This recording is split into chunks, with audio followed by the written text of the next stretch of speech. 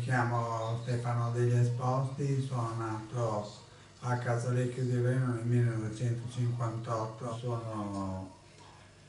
fotografo e fotografo ho iniziato da quando ero adolescente, facevo delle fotografie, diciamo così, casualmente durante qualche viaggio con i miei genitori. E poi dal 2010, complice l'avvento della tecnologia digitale e il fatto di abitare in cima a una collina,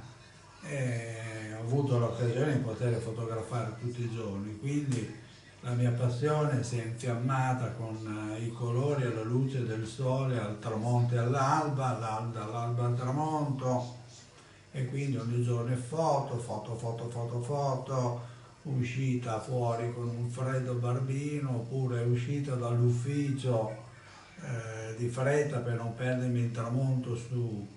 in collina a casa, insomma, una miniera fotografica. E viaggio molto e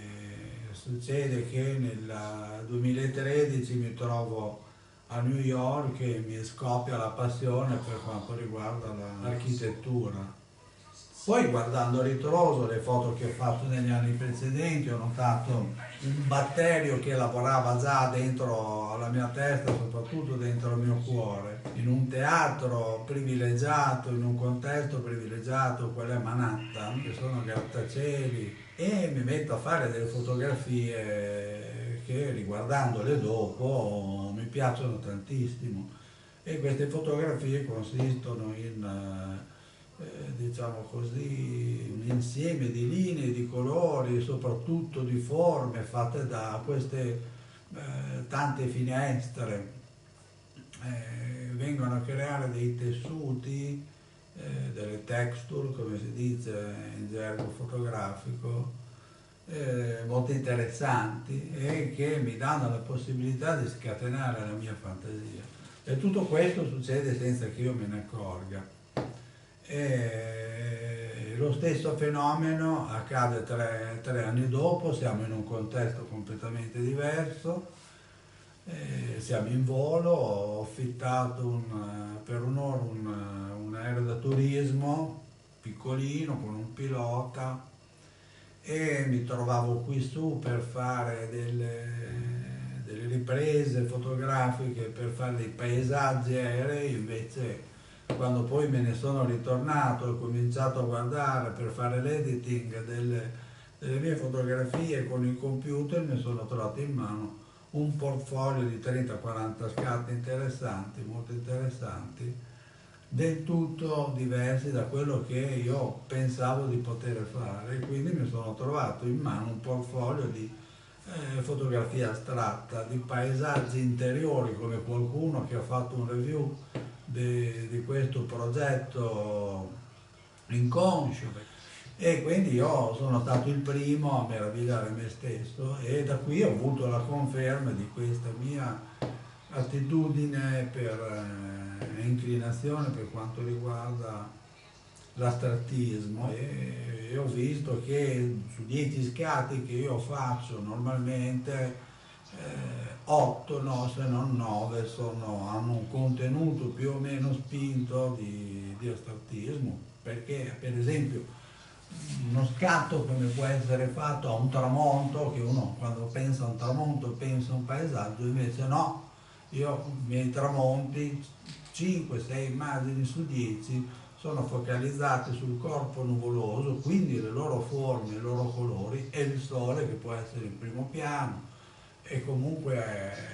essendo il protagonista del tramonto e dell'alba merita di essere al centro della fotografia, di essere il focus della fotografia. Ho scoperto diciamo molte analogie fra il mondo agricolo e il mondo edilizio, e quindi l'architettura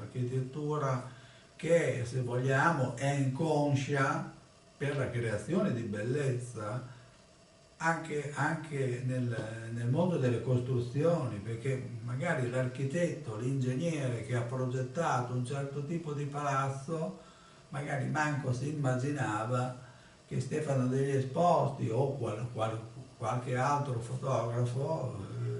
girando per una certa metropoli avesse avuto la possibilità di vedere delle cose, di sentire delle cose, nel vedere la propria costruzione che magari assolveva un compito completamente diverso, magari totalmente estraneo all'estetica o quel tipo di estetica che io soggettivamente sono riuscito a cogliere. E da qui viene il mio, diciamo, il motto che io ho sposato per quanto riguarda l'identificazione della mia fotografia, che è l'immaginazione della realtà, nel senso che la realtà, l'evidenza può essere uguale per tutti, cioè quello che vediamo, ma quello che sentiamo nel vedere le stesse cose che stiamo vedendo sono completamente diverse. E per me il compito del fotografo, inteso come artista e non il fotografo giornalista che deve documentare un fatto, il fotografo artista deve metterci del proprio, il fotografo artista trasforma quello che vede attraverso quello che sente e produce un qualche cosa che per lui stesso ha un significato. E quindi ho abbandonato da diverso tempo la fotografia paesaggistica, che comunque ogni tanto faccio, anche se meno frequentemente, però nelle mie esposizioni ci sono soltanto immagini che io definisco creative perché creano un qualche cosa che non è evidente, un qualche cosa che io sento in determinato modo, che magari anche altri possono vederlo nello stesso modo, ma non necessariamente. Ecco, per me questo è un grande modo, è un grande motivo di soddisfazione.